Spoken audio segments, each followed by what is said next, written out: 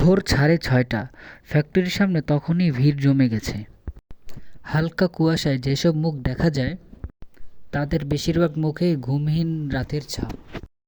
এক হাতে সেখানে দাঁড়িয়ে আছে মেহজাবিন। গেটের ভিতর ঢুকতেই তাকে থামালো এক মোটা সিকিউরিটি গার্ড। গার্ড রুক্ষ গলায় বলল, কোথায় যাচ্ছেন? কারোর সাথে কথা বলছেন? মেহজাবিন মাথা নাড়ল, মুখে কিছু বলল না। গার্মেন্টসের ভিতরে ঢুকতেই পুরো পরিবেশটা যেন তাকে চেপে ধরল। চারপাশে মেশিনের শব্দ। 400-র বেশি নারী কাজ করছে একটি কারখানার হলরুমে। কিছুক্ষণ পর সুপারভাইজার মাসুম এসে দাঁড়ালো তার সামনে। তাকে বলল, তুমি কি নতুন হাতের কাজ জানো? মেহজাবিন বলল, জি, অল্প শিক্ষা আছে, বাকিটা আস্তে আস্তে শিখে যাব। মাসুম রাগান্বিত হয়ে বলল, এটা কাজ শেখার জায়গা না, ঠিকমতো পারলে থাকবি, না পারলে চলে যাবি, বুঝাতে পারছি? সে শুধু মাথা নেড়ে হ্যাঁ বলল। তারপরে তাকে লাইন 6-এ পাঠানো হলো। সেখানে লাইন চিফ জাহিদ একজন রাগী, অধিকার চর্চায় আসক্ত মানুষ। মেহজাবিন মেশিনে বসতেই জাহিদ চিৎকার করে বলল, এই এখানে কি করতে এসেছো?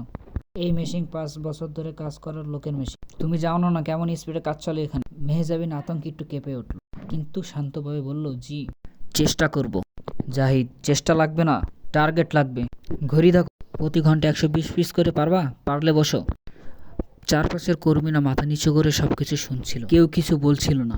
কারো চোখে সহানুভূতি, কিন্তু প্রতিবাদের সাহস নেই। প্রথমবার সুচ দ্বারা হাতে ঠান্ডা অনুভূতি। মেশিন চালাতে গিয়ে সুচ আঙ্গুল ছুঁয়ে গেল, রক্ত বের হলো। হা করে তাকিয়ে তাকে অন্য মেয়েরা ফিসফিস করে বলল, নতুনরা সবসময়ই এমন হয়। জাহিদ সামনে এসে গজগজ করে বলল, কাজ করতে এসেছো নাকি খুন হতে? মেহজাবিন চুপচাপ আঙ্গুল চেপে রাখলো। পাশে থাকা এক বৃদ্ধা কর্মী কানে কানে বলল, মা, মন খারাপ কইরো না, এই জাহিদ অনেক খারাপ, কিন্তু আমরা কিছু কইতে পারি না। মেহজাবিন হাসার চেষ্টা করছিল, কিন্তু ভিতরে ভিতরে সে কেঁদে উঠল। এটাই কি অবস্থা? এটাই কি তারা সহ্য করে প্রতিদিন? আজ সে জানল তার বাবার গড়া গার্মেন্টসে মর্যাদা, সম্মান, মানুষত্ব কিছুই নেই। গার্মেন্টসের দ্বিতীয় দিন মানেই প্রথম দিনের ভয়, অপমান, ক্লান্তি সব মাথায় নিয়ে আবার কাজ করা।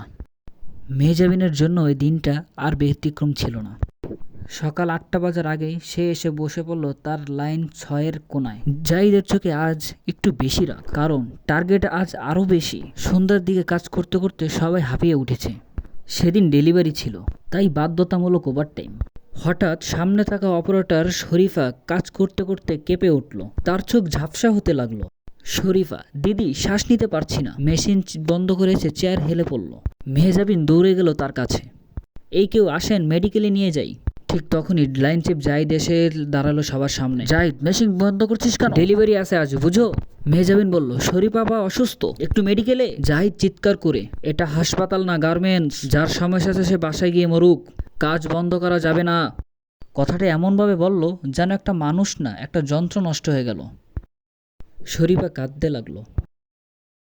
মেহজাবিনের বুকের ভিতর আগুন জ্বলে উঠল, কিন্তু সে নিজেকে থামিয়ে বলল, ওকে একটু পানি দেন, আমি ধরে রাখছি। জাহিদ আরও খেপে উঠে বলল, তুমি কে? তুমি নতুন, বাড়াবাড়ি করো না এখানে। তারপর এমন একটা কথা বলল যা শুনে মেহজাবিনের হাত কেঁপে উঠল, তোমরা গরিবগুলো এমনই, কাজ করতে আসো না, ড্রামা দেখাও। সেই মুহূর্তে মেহজাবিন আর চুপ থাকতে পারল না। মেহজাবিন শান্ত কিন্তু শক্ত গলায়, ড্রামা না, মানুষ কেউ অসুস্থ হলে সাহায্য করা উচিত, কাজের থেকে জীবন বড়। হল একদম চুপ হয়ে গেল, সবাই তাকিয়েছিল। নতুন মেয়েটা সাহস পেল কিভাবে? জাহিদ দাঁতে দাঁত চেপে বলল, সাহস বাড়ছে দেখছি, আগে কাজ শেখো, পরে বড় কথা বলো। কিন্তু তখনই গার্ড শামীম ছুটে এলো। শামীম, বাইরে অ্যাম্বুলেন্স, ওই মেয়েটার স্বামী এসেছে, দ্রুত নিতে বলেছে। মেহজাবিন স্বস্তির নিঃশ্বাস ফেলল। শরীফাকে ধীরে ধীরে বাহিরে নিয়ে গেল। সেদিনই মেহজাবিন প্রথম সে বুঝল যে সে লড়াই শুরু করেছে। এটা শুধু তার নিজের না, শত মানুষের জন্য। গার্মেন্টসের তৃতীয় দিন, কিন্তু এই দিনটি আগের 2 দিনের চেয়েও খুব অন্ধকার ছিল। কারণ মেহজাবিন আজ দেখতে চলেছে কর্মীদের জীবনে সেই দিনগুলো যা বাইরে থেকে কেউই দেখতে পায় না। মাসের প্রথম সপ্তাহ, আর মাসের প্রথম সপ্তাহ মানেই বেতনের লাইন, দীর্ঘশ্বাসের লাইন। মেহজাবিনও দাঁড়িয়ে আছে লাইনে, চারদিকে কর্মীদের মুখে এক ধরনের আশা আর আতঙ্ক একসাথে। বেতনের টেবিলের সামনে দাঁড়িয়ে আছে জিএম বাবুল, তার পাশে মাসুম। মেয়েরা একে একে আসছে আর রেজিস্টার থেকে টাকা দিচ্ছে, তারপর মোট টাকার হিসাব চেক করছে। হঠাৎ এক মহিলা কর্মী কেঁদে উঠল, স্যার, আমার 8 দিনের ওভারটাইম ছিল, কিন্তু এখানে কেটে দিয়েছে কেন? শাকিল, ওভারটাইম সবসময় হিসাব অনুযায়ী হয় না, তুমি হয়তো কম কাজ করেছো, এটা অফিসিয়াল রেকর্ড। মহিলা কাঁদতে কাঁদতে বলল, না স্যার, আমি প্রতিদিন রাত্রে 10টা পর্যন্ত ওভারটাইম করেছি, আমার নাম দেখেন। কিন্তু শাকিল তার দিকে তাকালো না। মাসুমও তাচ্ছিল্যের হাসি দিল। মাসুম, যাও, অন্যদের লাইন বাড়িও না, এটাই বাস্তবতা। যারা কষ্ট করে কাজ করে তাদের কথা শোনে না কেউ। মেহজাবিন এসে সে মহিলার পাশে দাঁড়ালো। মেহজাবিন আপা, এভাবে কাঁদবেন না, সব ঠিক হয়ে যাবে। মহিলা চোখ মুছতে মুছতে বলল, এটা প্রথমবার না বোন, প্রত্যেক মাসে এমন হয়, কিন্তু চাকরি যাবে এ ভয়ে কিছু বলতে পারি না। মেহজাবিনের বুকটা মোচড় দিয়ে উঠল।